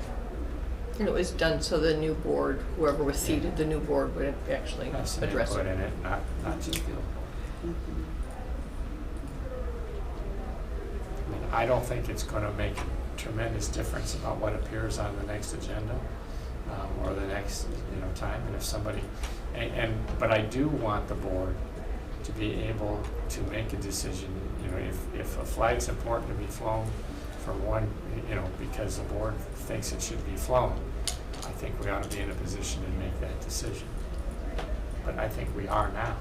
I mean, if you put it on a resolution and it passes the board, it's gonna happen.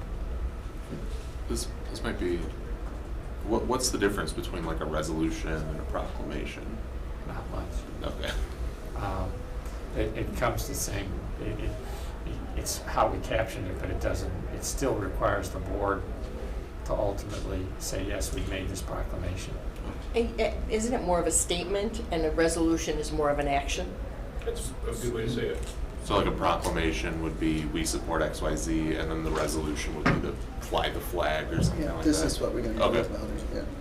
But in that, I think in that proclamation, we had it further proclaim the flag will fly, you know.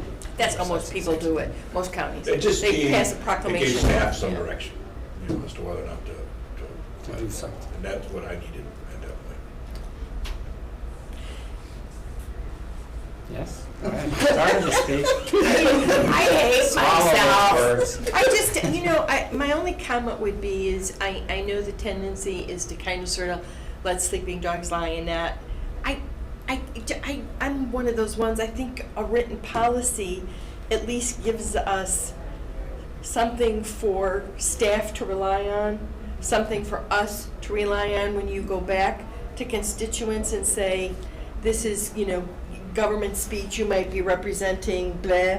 I don't know. I'm just always a little bit more comfortable when we have a policy that's kind of in writing. But that's 17 years of, that. I agree. So in that case, I would say, it's discussion today, so I can't take a resolution on it. I would say we'll put it on next agenda and we'll pass. My sentiment is I pass what is on your agenda today. I don't know that I would make a big change. Okay. But if that's okay, that's what we'll do then for next month. It's just, that under understanding it's a policy, but if there's a discussion on the pride flag, that's gonna still have to take place.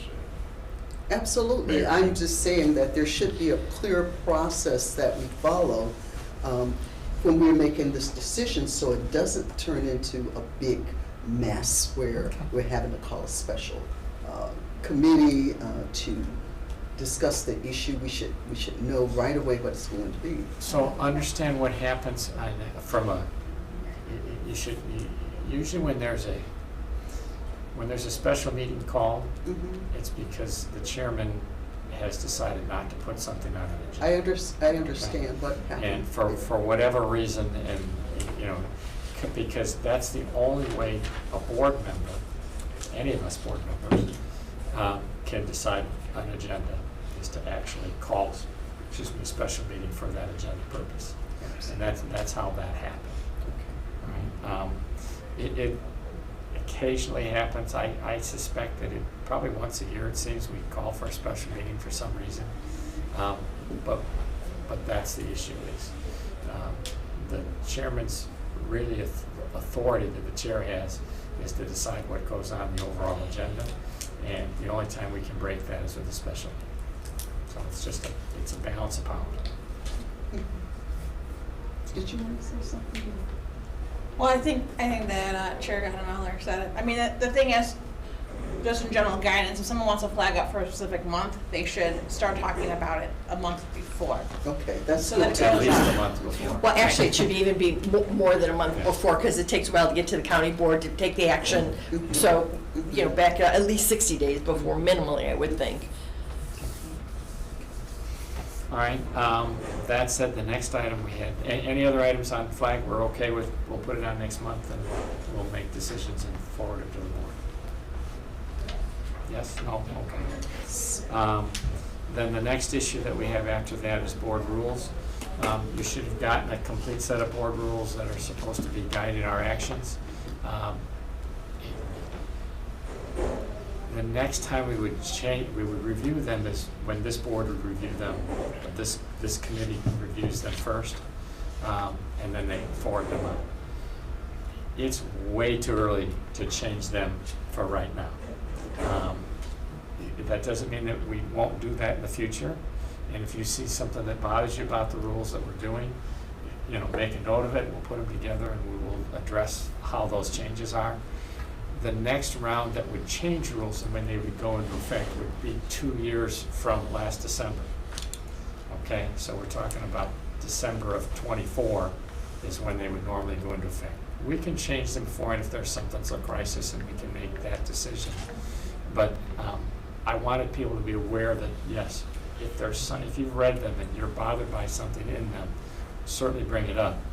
But you haven't, the new people in particular, haven't seen it work yet long enough. I think that as you see it work, some things you're still going to want to change, and we'll change them, or at least address that change. But it's too early to put you on the spot to say, okay, Matt, what do you want to change this week? You've been here, a month. 15 minutes. But that's why it's up for discussion, so you know that it's something we will do. We probably won't do it, in my mind, until next year at this time, just because it's too early. You haven't, we wrote these. Our change last time was to make the change from 24 to 18, try to get the numbers right, try to get the relationships correct. It's the second time they were really written with the change in the chairmanship structure. The chairman is elected countywide, has a very different statute to follow than the chairman that used to be elected from our membership. And it's just a different, and that's taking some getting used to. Yes. So one thing that was brought up in community committees that I brought up was the fact that we started off by not following our rules. And it seemed to be, I'd like to solidify the process for when we're going to enforce rules. So the two rules that I know that we're already breaking is one, our board seating, and two, our committee assignments. Report seating, we got somebody that's in the same district next to each other. We do. And do. when I brought, Sure. when Yeah, we it do. was brought up, the answer was, we're not going to do anything about it. Okay. And it wasn't brought up as a whole committee, it was brought up with a few members. And then, of course, right now, we're breaking one of our, is it a suggestion or a rule that we try not to have two people from the same district? And it was brought up in committees, and the answer was, at that moment, that committee said they didn't, as a whole, they didn't care. So when do we, what's the process for addressing? Those are what we talk about, I would say, and we get lined up for the next time. I mean, we're not going to reorganize The again, committees. the committees again. Right. But 2 years from now, there will be a new organization. And we should look to say, is that a guideline, or is that something that we can toss in the waste can? There are certainly other ways to organize it. There used to be, when that original rule was created, it goes far enough back. I wasn't on the board then. But they used to have 3 districts with 8 members per district. And I don't know how you managed to have them not all sit next to each other, because it's not physically possible. We have it, it's a little more diverse today, but I don't know that, it happens. I suppose I could trade seats with Tracy, and that would end up one of them, but With your permission, I think rules are, you put them in place and you try to follow them. We always break or bend rules, because that's just the way human nature is, as well as operating. Seriously, we need to think about that moving forward. But KBH sat right there, and if I really had to, do something, I could throw a spitball. We have to think about what makes sense and doesn't make sense. But I concur. The conversation needs, we have rules. Do we follow them, or do we ignore them? Right? Right. and the ones we ignore, we ought to get rid of. There was one that we caught at the very end last time, that we just ignored, and it was the chairman. So the chairman of the committee was supposed to write down whether or not the board members participated, okay? Well, that was left over from the days when you used to get paid per meeting. And there was a few people, one guy in particular from Woodstock, that came to every meeting. He would walk in, sign in, and leave. And so they just were like, no, we're not paying this guy to show up and walk over to the building. He lived a mile from here. It was great. Okay, I get $60 this morning. I'll just come over and sign my name. And that's what it was designed for. We don't do that today.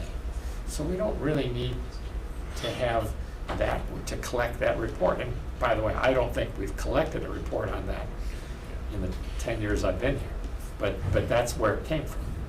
And so those things like that, we got rid of because we're not doing that anymore. I think Teresa, Member Meshes is correct. We have a couple of cleanups that are necessary. We have some amendments to CDHG bylaws and senior services bylaws that are going through this time around to try and square our new nine districts with 2 members with our old language. And I think it might be appropriate to just do those, a couple of administrative cleanups. And we can certainly look at them. Stormwater is another one, you know, it says 1 member from each district. Well, that's not possible with the way we're structured now.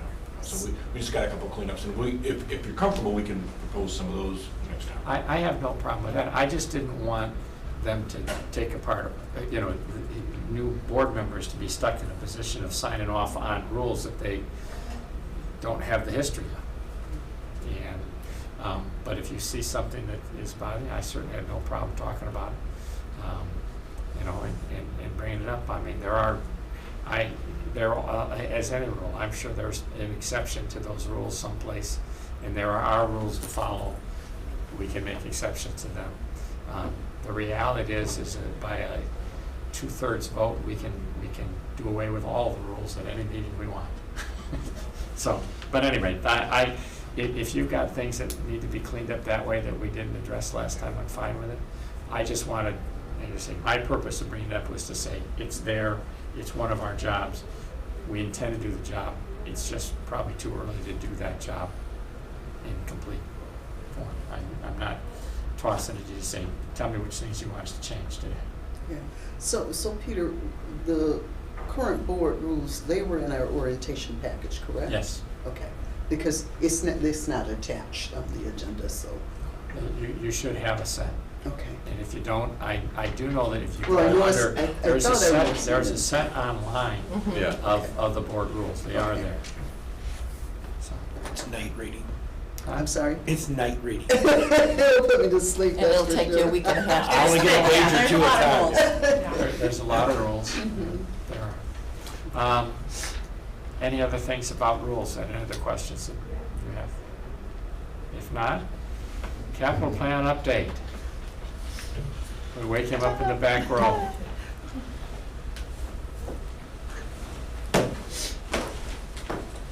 By the way, we do have an executive session, guys.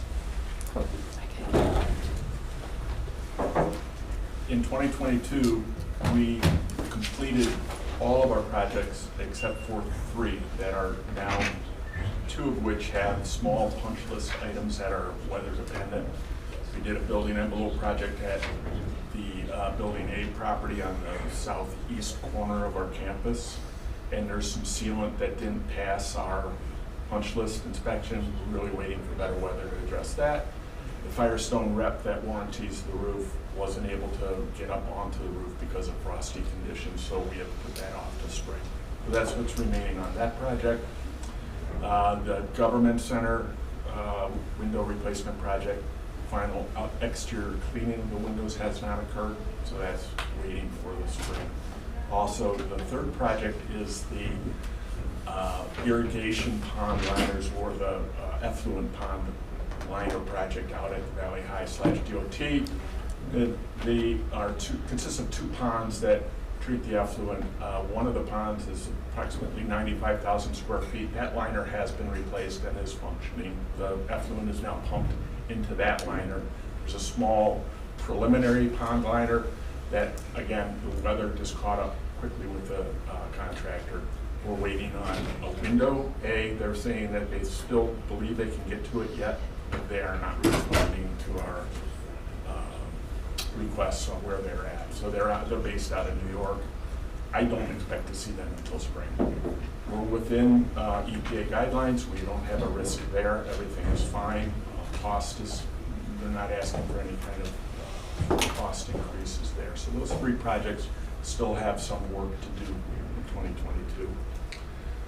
In 2023, we're working on a memory care project. That is through design development. We have one last meeting on the 11th of January to finalize design, and then it goes to construction documents. Construction documents will take us into probably April, bidding point, April, May for bidding. County board should see that project in June for approvals at our current schedule. We have 2 roofing projects out at McDOT, a salt dome and an office re-roof. Both of those roofs are at 23 years. We look at our capital plan as trying to level out some of our expenditures. We push projects out when we can, and sometimes we pull them forward just to try to level the expenditures year over year, so we don't have great spikes in the work that we're doing. Both of those roofs are in need. The salt dome roof has missing shingles at this point. It's a hard roof to access, has some deficits that will be addressed with this project. The office roof is just a simple EPDM rubber roof replacement that's scheduled for replacement. Both of those, we talked about today, the resolutions have moved to fund those projects, so that's where we're at with those. We're also starting a jail chiller pre-purchase plan for this year, which is that we will be coming to the county board with a number of chiller choices, and we will provide the initial cost to operate, expected useful life of the equipment, and we'll have what we think is the best choice, and the county board can decide if they agree or not at that point. So then that lets us order that equipment. It's a 40 to 45 week lead time. Lets us get that ordered and ready for March 2024 installation. So that project we're working on building the specifications for today. And then we have a number of projects that are just kind of in queue. Joint training facility, joint training firearm training center. Both of those are been approved. There's a little bit of work tomorrow, I understand, to be done. Those are waiting for, submittals are being made, and when will the readying fire piece be ready? When will the equipment be ready to be installed so that we don't start, wait, and then complete? So those 2 projects are out there. And then we yet have a Valley High kitchen flooring replacement project to scope and bid.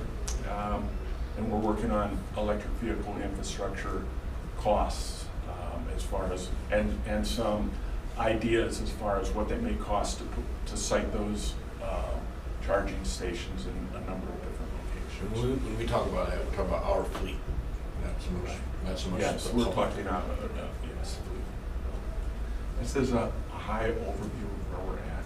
Happy to answer any questions you might have. Just in general, Tamara, are we still experiencing, a limited number of vendors who are, interested in those types of projects? And are we still experiencing some supply chain delays? Supply chain is still iffy. When we bid this time of year, we see pretty good participation from vendors. Whether or not it's the vendors we wish we were seeing or not, we could make an argument one way or another there. We're seeing fairly good participation. The vendors are faced with the same business structure that we're all faced with. It's hard for them to find qualified people to do the work, and the people that they put on the jobs may not always be qualified people. That's just a business reality right now. Is it frustrating? Yes. Is it frustration change yet? Not really. So we just start dealing with it. Thank you. I appreciate that insight. Any other questions? Thank you. You're welcome. Thank you. Communications? Hi, I'm back. I know. So normally when I come before this committee, I come with a presentation of, what we've been doing in communications and how it aligns with our communication strategic plan, whether or not our followers are increasing and all that great stuff. But this is a longer meeting today, so it didn't quite seem that appropriate, and you guys are all going to be undergoing a general strategic plan. So I'm going to just keep it high level. In December 2021, the county board approved a communications strategic plan to help guide the county communications personnel going forward. I recognize, though, that some of you were not on the board and some of you were not on the committee when that plan was enacted. So with your indulgence, over the coming sessions, I would like to revamp that communications strategic plan and coordinate with my other communications officers and give you guys a report on what we accomplished over the last strategic plan, which was only scheduled to last for a year, what we didn't accomplish, and where we would like to go in the future. Would that be acceptable to you? That's fine. Thanks. Do you have any questions for me in my role and what I do for you? Well, we'll save those for Thursday. All right, sounds good. Thank you very much. And again, you can always go out to reach out to me if you have questions, and I'll get out of your hair. Peter? Thank you. I'm rushing along because I'm supposed to get on the meeting here at 10:30. On one of the things. So I put in your packet the county administrators rules. These were adopted by the previous Administrative Services Committee last summer as targets for the county administrator to pursue. As you read up and down these, you see that there's a whole lot of these that I'm just working with others on. And up and down the line, I've got partners who are taking the lead, whether it's Shaylin or Alicia or Cheryl or Adam Latundra or Tom Burrows. I mean, they're all involving other offices and departments. But I am pleased we're making good progress. The very first one, the Advanced McHenry County program, has been a real success. We're going to have a nice kind of reintroduction to that at the Finance Committee tomorrow. Tom referenced the Regional Training Center in Cary. Shaylin referenced our public safety social worker program already. Fiber, we're on the cusp of something new. Shaylin's been helping me track. We've got over 20 letters of support now for private investment in the western and northern part of McHenry County. That state grant of public-private partnership is about to reopen for up to $10 million. That's what I'm going to be talking with shortly here with a private provider in our purchasing department. So lots of good things happening there. Communications, Alicia referenced. I'll let you guys just walk through these on your own, but if you've got questions. I do have a question. Please. For the fiber, how many people is that going to be, I guess, touching within the county? Pretty much all the rest of them. All the rest of them? It's stunning. Do we have a number of households or individuals or? I believe we have addresses, sorry to interrupt you. Yeah, and it was like 91 underserved or unserved, 9,100 homes in the north and 3,400, obviously the density is far less, Right. west of 47, but it was in that neighborhood. Okay, thank you. But in terms of percentages of homes that will be hardwired, it was north of 90%. So when we In those regions, you're saying? Yeah, when we started this, we thought we would build a public trunk line and then have private entities fan off of that. And that isn't really the way this thing unfolded. There's so much money there that these private firms just want to come in and do it all. So we're kind of pushing them to give something to us, lighting up public buildings, giving us some access to their trench, IRUs on some of their fiber, those kinds of things.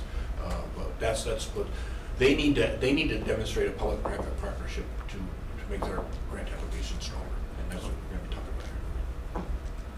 Okay. You gotta get on a phone call?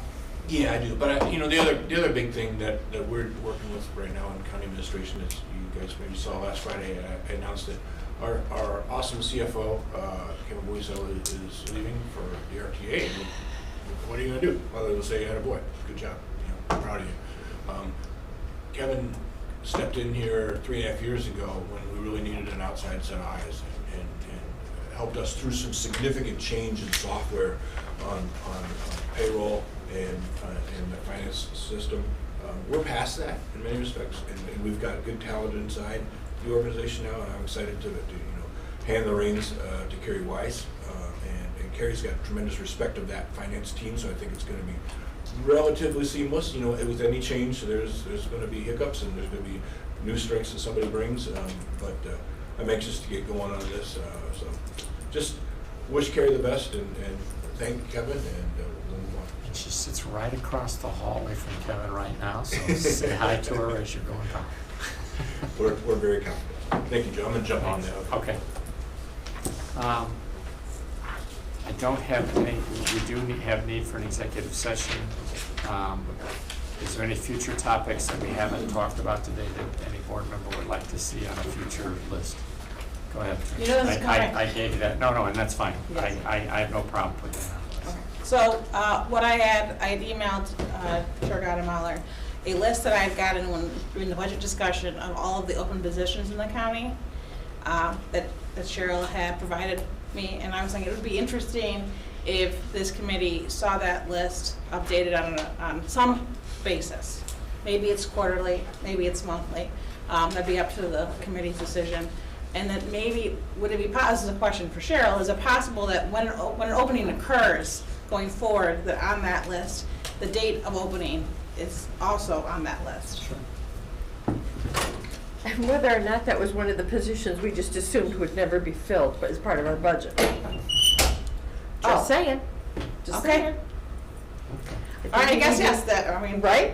I don't know if that's hard for Cheryl to say on the list if it was, But she how could hard we're certainly trying to say when fill it it. was- She could certainly say when it became open. When it's open, yes. But take that into consideration. But going forward, I'm not asking you to go backwards in time and find the openings of these positions, but going, like, as of, on this list, as of this today, day, yeah. and then in the future, when the position opens, there's the opening date, not going back in the past. And I have no trouble with putting it on. I saw what you had, what you sent over to me, and it was fine with me.